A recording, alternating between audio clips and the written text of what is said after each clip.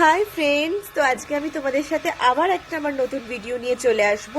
আমার what I it in a day. আমি সকালে ব্রেকফাস্টে কি খেয়েছি, আর আমি দুপুরের লাঞ্চে কি খাবো, অ্যান্ড আমি রাত্রিবেলা ডিনারে কি খাবো সেটা তোমাদের সাথে আমি শেয়ার করে নেব।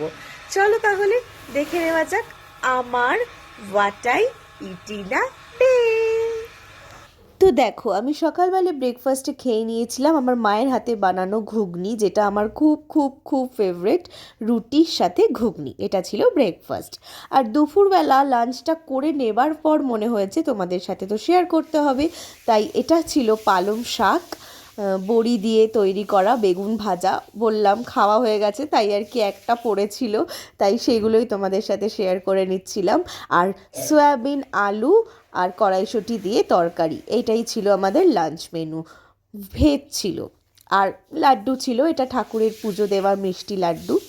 আর রাত্রিবেলা আমার একটা স্টুডেন্টের বাড়িতে আমার একটা ইনভিটেশন ছিল। সেই স্টুডেন্টের মা বৌদি বানিয়ে দিয়েছিল নিজের হাতের বানানো লাচ্ছা পরোটা আর কিমা চানা মশলা, জাস্ট দারুণ হয়েছিল।